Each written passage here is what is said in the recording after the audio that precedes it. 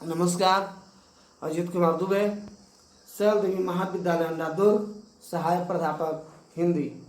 आज मैं आप सबों को समास बताने जा रहा हूँ। समास किसे कहते हैं? दो या दो से अधिक शब्दों को अपने विभक्ति चिन्हों को छोड़कर आपस में मिलना समास कहलाता है। एक बार फिर से सुन लीजिएगा। दो या दो से अधिक शब्दों का अपने विभक्ति चिन्हों को छोड़कर आपस में मिलना समास कहलाता है। और समास के भेद, समास के 6 भेद होते हैं। पहला अव्ययीभाव समास, दूसरा तत्पुरुष समास, तीसरा कर्मधारय समास, चौथा बहुब्रीहि समास, और पांचवा द्विगु समास, और छठा द्वंद्व समास। पहला अव्ययीभाव समास, जिस समास का पहला पद अव्यय हो और जिसे बना समस्त पद क्रिया विशेषण की तरफ प्रयुक्त हो वह अव्ययीभाव समास कहलाता है। जैसे प्रतिदिन, दिन दिन, यथाशक्ति, शक्ति के अनुसार, प्रति मास, प्रत्येक मास, आज जन्म, जन्म से लेकर, यह जो है सो अव्ययीभाव समास का उदाहरण है। दूसरा है तत्पुरुष समास, जिस समास में उत्तर पद यानी अंतिम पद की प्रधानता होती है, जिस समास में अंतिम पद की प्रधानता होती है या उत्तर पद की प्रधानता होती है उसे तत्पुरुष समास कहते हैं। जैसे गृहागत, गृह को आगत, गृहागत, गौशाला, गाय के लिए शाला, गौशाला। या ऐसे भी कह सकते हैं कि जिस समास में कर्ता के चिन्ह का प्रयोग होता है वह तत्पुरुष समास कहा जाता है।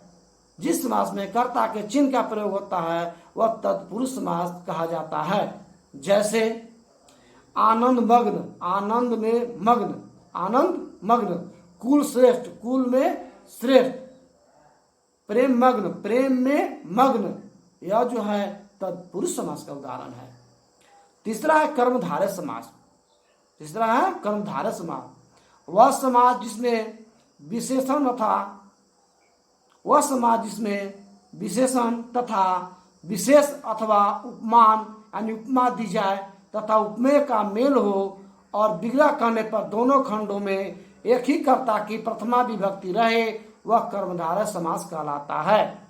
एक बार फिर से सुन लीजिएगा।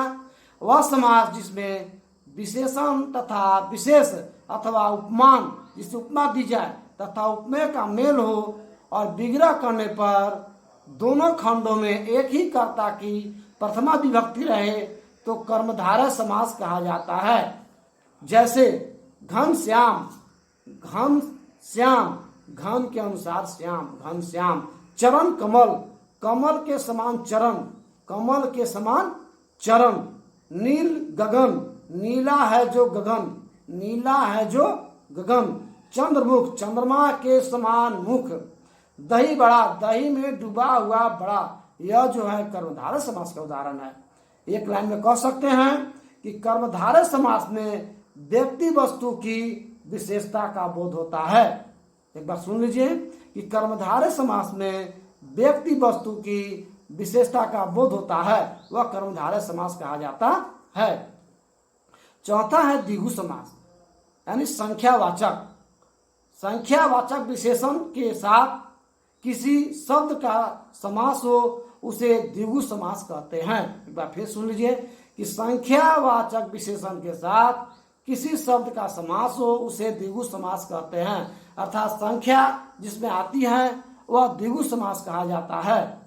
जैसे पंचपात्र, 5 पात्र, त्रिभुवन, 3 भुवन, त्रिलोक, 3 लोक, त्रिभुज, 3 हो जिसका भुजा,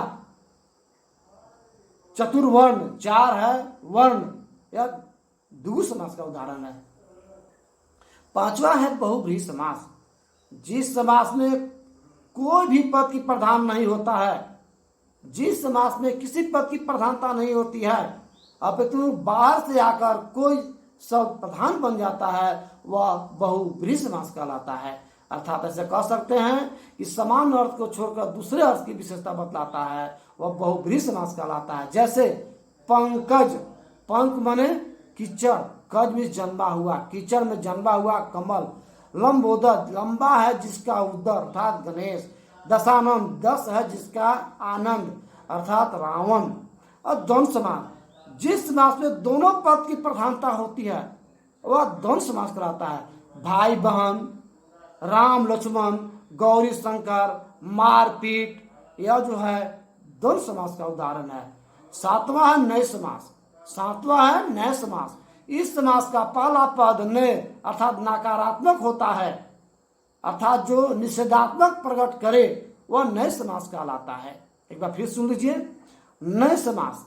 इस समास का पहला पद नए अर्थात नकारात्मक होता है, जो निषेधात्मक प्रकट करे वह नए समास कहलाता है। जैसे अनंत, अनंत न अंत, अनंत। अभाव न भाव, अभाव न भाव। अनिष्ट न इष्ट इत्यादि। अब आप लोग के समास के विषय में कोई भी जानकारी करनी हो तो आप हमसे बात कर सकते हैं। जो भी समस्या होगी मैं सारी समस्या का समाधान करूंगा। धन्यवाद।